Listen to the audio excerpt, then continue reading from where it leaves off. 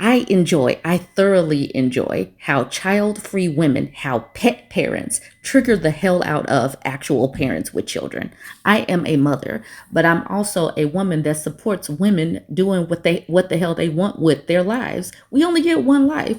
There is no need to live for other people.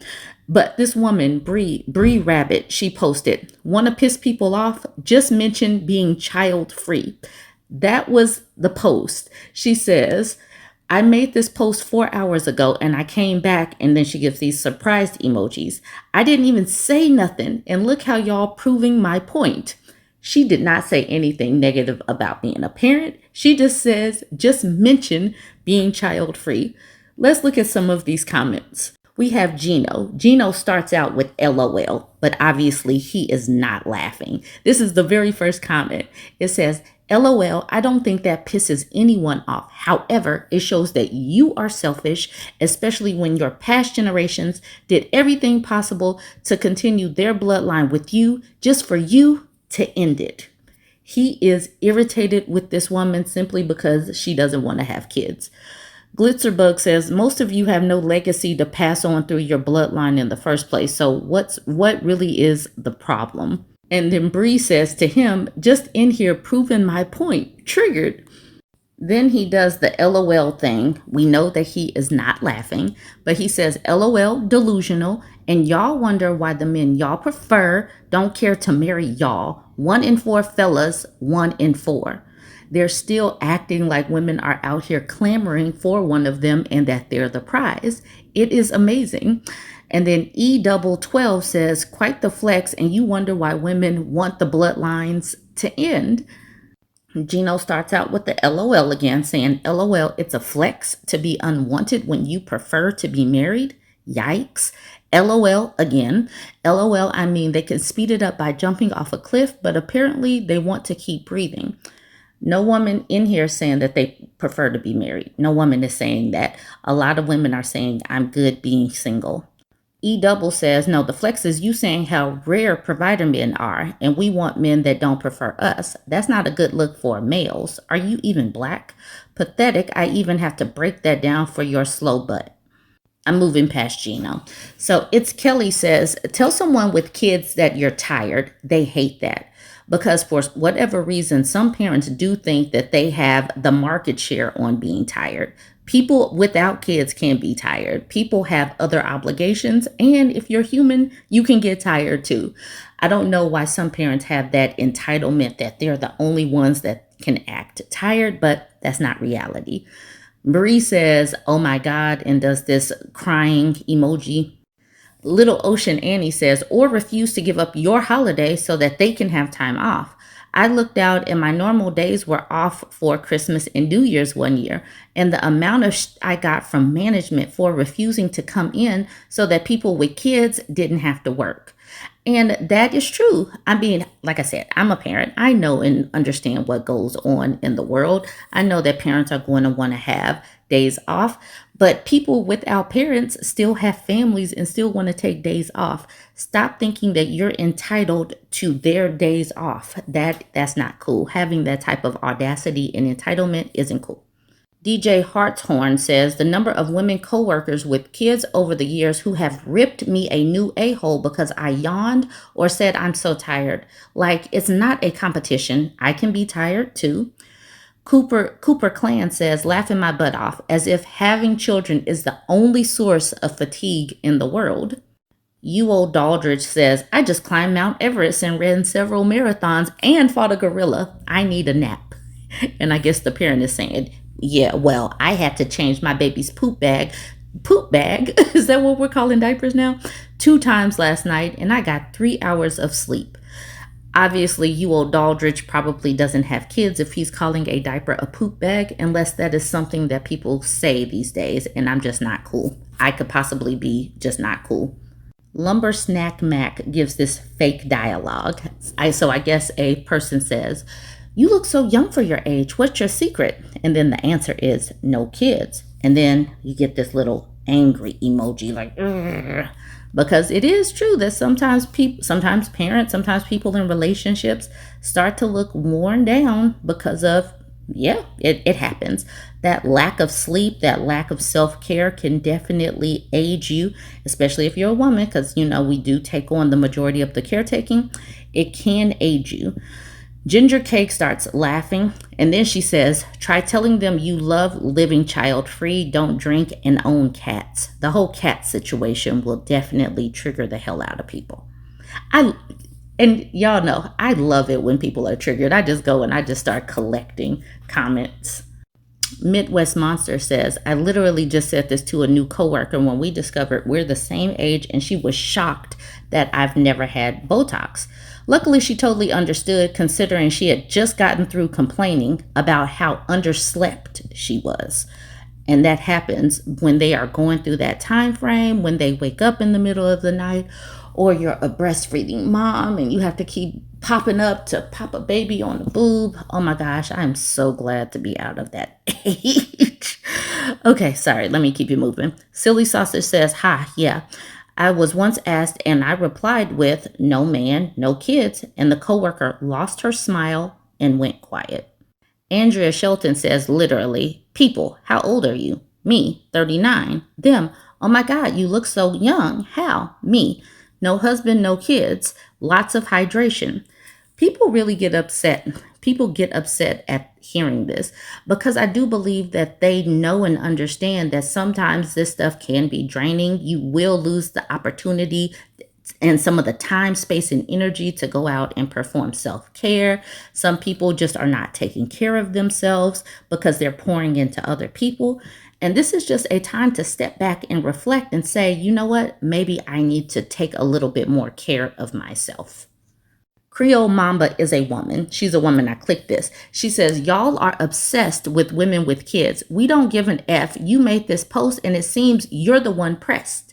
She did not say anything about women with kids. She said that she is child free. She said, mention that you're child free and watch people lose their minds. And that's what Creole Mamba says. Get Funky says, just scroll through the comments. The ones with kids are definitely the pressed ones. And then this person at the bottom says, if it doesn't apply, let it fly. LOL. SoFit NGR says, mention being child free and not wanting to get married.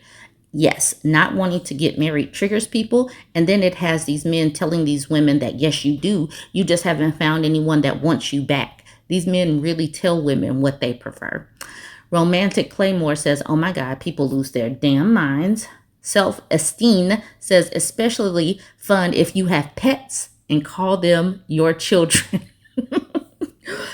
Pet parents really trigger actual parents of children, and it is hysterical to me. I don't care. I really don't care how other people live their lives in the confines of their own home, and you're not hurting people. You got a small dog and you're sitting up here carrying it around and putting bows in the hair and cooking some food for that dog, and it's making people lose their mind. I'm just going to be in there collecting screenshots because it is hilarious to me how someone enjoying their life triggers other people.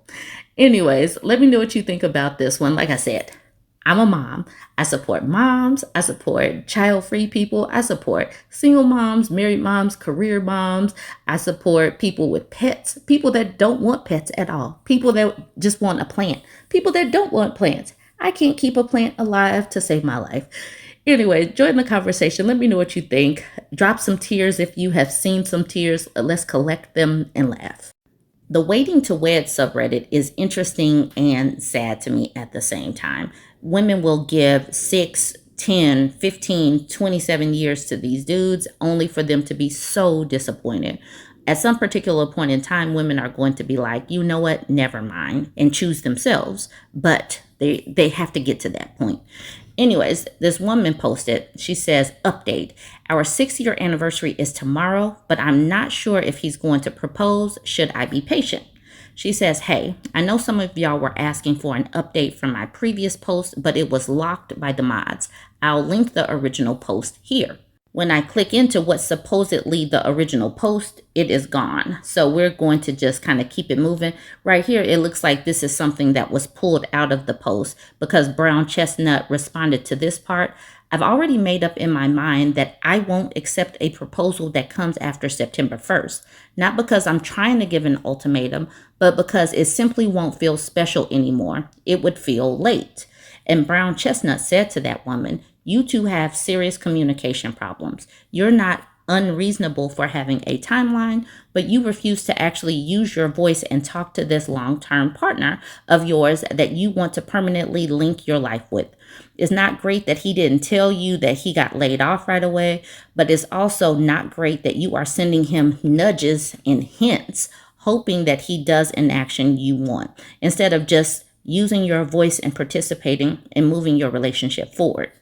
If you want him to do an anniversary celebration, have you tried telling him? Not everyone buys into the whole man must do something special for a woman on anniversaries. It's okay to ask for it. It's okay to tell him you want to marry him before a certain deadline. You're acting like a passive spectator in your relationship, setting him up to fail with a silent deadline that you're not sharing with him. I mean, by all means, drop him if you want, but quietly fuming with resentment while not actually talking to him is not the way to have a healthy relationship, let alone a marriage. So that comment right there kind of gives us some of the first post, even though the post was gone. So let's go back to the post with the update. She says, "I'm getting ready for dinner as I type this, but honestly, a part of me feels like I'm not going to be proposed to tonight, and that's a hard pill to swallow." In the last post, I mentioned that he told me verbatim that I would not be his girlfriend by our next anniversary. He said he would 1,000% be proposing by then. And then he told my dad the same thing. So this wasn't something I imagined or hinted about. It came directly from him. Now, fast forward to today. He sent me a sweet good morning text, booked me a massage for 5 p.m., and made dinner reservations at one of our favorite restaurants for 8:30 p.m. But the restaurant closes at 9 p.m. That already raised an eyebrow from me. I asked him if he meant 7:30 and instead, and he said, "Nah, but we can move it up earlier if you want." That response and the fact that he only called the restaurant earlier today made things feel more casual than I expected. I guess I'm sitting here asking myself, would it be unreasonable for me to leave him if he doesn't propose tonight? Yes, there are a few days left in August, but if you tell someone you're going to do something by a certain date and they plan their heart around that timeline, are they wrong for walking away when it doesn't happen? I'm trying not to spiral. I know there's still a dinner to go to, but deep down, I'm preparing myself to be let down and trying to figure out what comes next if I am. Update. He handed me a David Yurman bracelet that I've been wanting for months now. He's being pretty quiet at dinner. Now, she gives us a bigger update. Sounds like she's updating throughout dinner, but now here's the bigger update. All right, here it goes. It says, "A few of you asked for an update, so here it is. Our anniversary was yesterday. He planned a dinner at one of our favorite restaurants, and earlier in the day, he told me he booked a massage for me and that we had 8:30 reservations. When he got to my house, he had a big bouquet of flowers and the David Yurman bracelet that I'd been wanting, but the way he gave it to me felt strange. It was off. He didn't look me in the eye. He just passed the bag to me quickly before heading to the bathroom to change. I said thank you, but part of me knew in that moment when he gave me that expensive bracelet like that, I wouldn't be getting a proposal that night. He kept telling me I looked beautiful and amazing and that he liked the color I was wearing. I put effort into looking good for our anniversary, and I know I look good, but when I looked at him, there was a sadness or disappointment in his eyes. Something felt off. I think he was picking up on how quiet I had gotten after he gave me the bracelet. When we got to the restaurant, he tried making small talk, but I wasn't really going. I was just mirroring his energy because something in me could tell he wasn't fully present. Eventually, I asked him why he was so quiet, and I brought up the bracelet. He immediately defended himself, saying he was just on his way to change clothes and didn't mean anything by how he gave it to me. I told him it just didn't feel special. Then I asked him directly, "Are you proposing tonight?"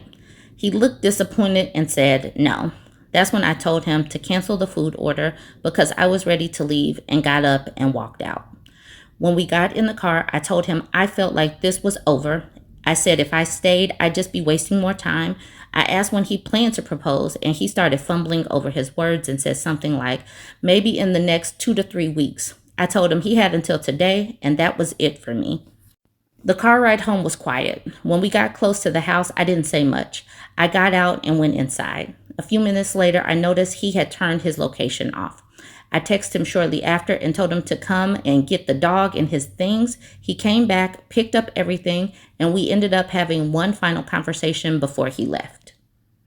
I told him flat out, I'm getting older, I'm in my early 30s, and I've been clear that I'm ready to move forward with my life. He gave me his word, and he even gave my father his word that he would propose by the end of this month. Now, all of a sudden, when I asked directly, he tells me probably in the next 2 to 3 weeks. I asked him what difference a few weeks would even make. He said I was wrong to assume he doesn't want to marry me or that he doesn't love me. He said he loves me more than he loves himself. He said he hates that it looks like he doesn't want to marry me because that's not the case. And then he brought up something that caught me off guard. He said, years ago, I mentioned that one of my cousins got proposed to with a $10,000 ring. And ever since then, he thought that was what I expected and felt like that's honestly what I deserved after waiting so long. I only mentioned the price of the ring to say how over the top it was, not to encourage him. I've always told him I don't need a ring that expensive. He knows that. I'm not materialistic like that. I told him I'm not falling for that excuse. I never asked for a $10,000 ring, and he knows that. What I was really thinking is, yes, we hit some financial struggles last year. He lost his job for a month. We moved back in with our parents, and we've been living there ever since. Our plan was to move out this year. I've been patient, but none of that changes the fact that he's had time to plan, time to save since we live at home with our parents, and he hasn't. Before he left, I'll admit I was really upset. I called him a liar, and when I did, he said something like, if that's what you think of me, then let's just both be done because there's nothing I can say at this point. And then I told him to leave. Since then, he hasn't reached out. It's been 12 hours and I haven't heard a word from him. I'm pretty sure he's already deleted all my pictures. I turned my location off too. So now I'm just here, sitting with it. I lost my mom to cancer last year. My dad is getting older, and no, I'm not trying to live for my parents, but it hurts deeply knowing my mom will never get to see me get married or have kids. I spent 6 years with this man, 6 years of my life, and now it's just done. I booked an appointment with my old therapist. I haven't seen her in almost a year, but I need help working through this. Right now, I just feel numb. Please be nice to me because I'm shattered. Another update to add context. I know a lot of people reading my posts may think I've been in a bad relationship this whole time or that there were endless red flags I ignored, but the truth is it wasn't all bad, and that's what makes this so devastating. We spent nearly every single day together. He didn't ghost me, didn't flake on plans, didn't disappear for hours or days. I saw him every weekend without fail. Anything I asked for outside of a proposal, he would give me, and I don't just mean material things. He made space for me in his life every single day. Even a few weeks ago, we were pulled over by the police while smoking weed in the car, something we both clearly shouldn't have been doing. But when it happened, he immediately took the fall. He told the officer it was all his, none of it was mine. He didn't even hesitate. I was able to walk away without getting arrested, largely because of that. But my boyfriend didn't flinch. He took the charge without ever trying to drag me down with him. That happened just weeks ago. And last year, around the time of our 5th anniversary, he got laid off. He didn't tell me at first. I only found out a few days after our anniversary, which made me realize why he acted the way he did on our 5th year anniversary. After that, I had already decided to move out of our apartment and stay with my dad for a year to save money. When he finally did tell me, it was a long, emotional message. He poured his heart out. He told me that when we first moved in together 2.5 years earlier, right after he finished college, it was because he genuinely wanted to start a life with me. He insisted on covering all of the rent himself during those years. I only paid for amenities, and he would accept it when I would try to pay half the rent.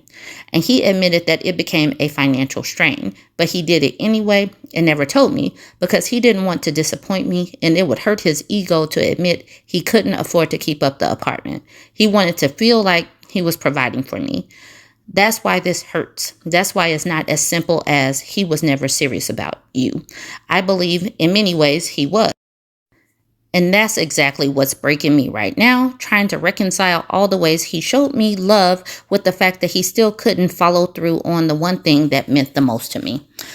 Okay, y'all. So that is finally the end of her story. And I'm not going to add a bunch of comments because her story was fairly long.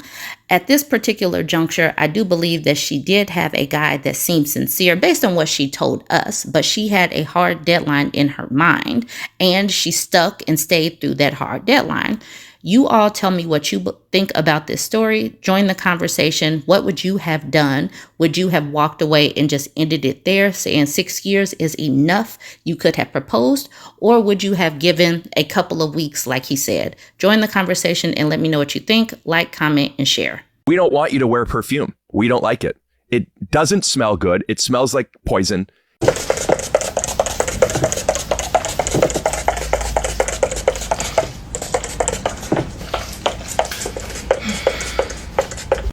This husband posted in the What Should I Do subreddit. He says, my wife asked me if I still wanted to be married.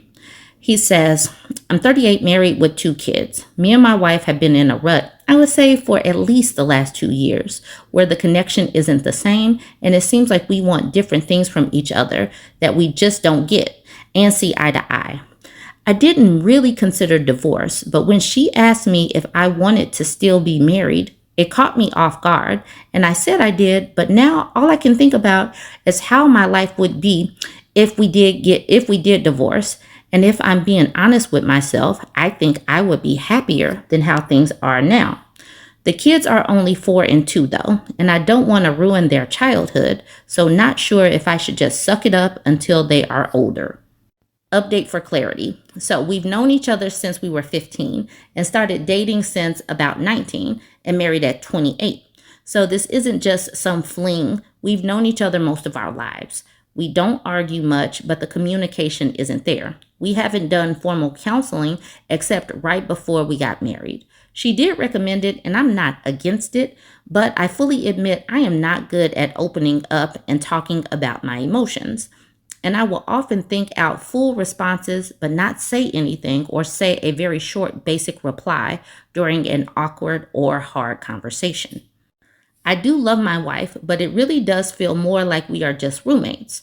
Some of the main issues, this is finally the key part. Some of the main issues are I love to be affectionate and crave being kissed, hugged, and just loved on, and I don't get that. And my wife knows that's what makes me feel happy and loved. But she says she resents that I don't help around the house enough or do things without being asked. But on that, I don't agree because I work mostly from home and do a lot of things around the house that just seem to go unnoticed and unappreciated because I don't like to cook often. When she's at work, she's gone from early morning to night 3 days a week, and I do everything for the girls, but she doesn't see what I do or it doesn't register because she isn't there. Now, if he would have led with that, these are the issues. He's not getting enough loving, and she is resentful because she wants him to clean and cook and do more in the home. He's saying, but I disagree with that. But he also says that he doesn't want to talk about the hard stuff. He doesn't want to go to counseling. He only gives half responses. He has whole responses inside. He just won't say them. So yeah, it does not sound like this is very promising. He's talking about what should I do. He's going to end up leaving because he's not willing to work through this hard stuff. Maybe this is what an avoidant sounds like. I'm not exactly sure. I'm not one of those people because I speak when things need to be said. I speak. But you all go ahead and weigh in on this. He does not offer any more comments because he did come back and do the update for clarity. But this right here, we know, we've seen enough of these stories, especially from the women's side, that these dudes need to do more in the home. And that's where a lot of the tension lies because their kids are 2 and 4. That is the hard part.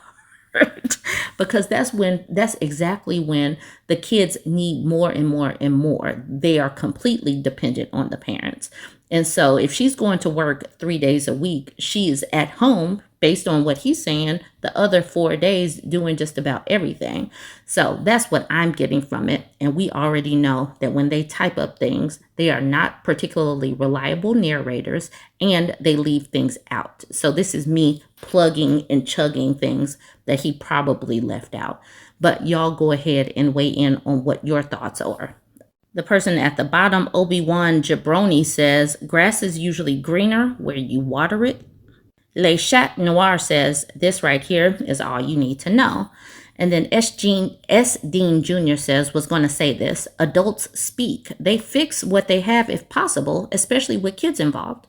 Old school, they stay together regardless, fixed or not sometimes. However, new school is fairy tale chasing, in my honest opinion. I'm divorced at 33. I get it. I'm happier now, but only because of how vile I find my own ex-wife due to some of her actions prior to our separation and after. I'm still under the impression social media and the like have ruined a lot of people in more than one aspect. My wife used to scroll through dozens of videos of unhappy women whose TikTok personalities were entirely their divorces, and her friends are all divorced.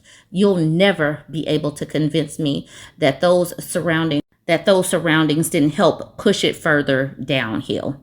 And we're not going to know what happened with his ex-wife without more fleshing out. So I'm just going to push past that. Andrea asked the questions. Have you tried marriage counseling, regular date nights, time to yourselves, a hobby? Like seriously, have you guys tried it all? And then Texas Tiger says this right here. My wife and I struggled after our second, and looking at our friend group, they did too because a lot divorced around that time. We would have date nights at home. We put the kids to bed, grill some steaks, and get some wine, and even get dressed up. Years later, she told me that's what saved us going down a bad path. 2 kids is tough, and it's hard for a mom to focus on a husband too. You have to find a way to maintain that connection. Substantial Pressure says they may have to build a new connection. They aren't the same people they were at 19. Their lives and priorities are different. Their lives, she meant to say their likes. Their likes and dislikes have probably changed quite a bit. And if they have both been focused on parenting and making the household run, it may just be that they have both grown and changed and were too busy to even notice. They may have to get to know themselves and each other all over again. And there's nothing wrong with that. It happens. Maybe time for some time away from the kids. And it's easy to say you got to take some time away from the kids, but that is not always feasible because not everybody has a support system that can swoop in and take care of your kids for a weekend or a week or something. I know back in the day, my grandparents could take me on and my mom could go off and do whatever, or my dad or whatever could do whatever. But a lot of us don't have that support system anymore. So just saying take time away, that's cool to say, but not a lot of people can do that.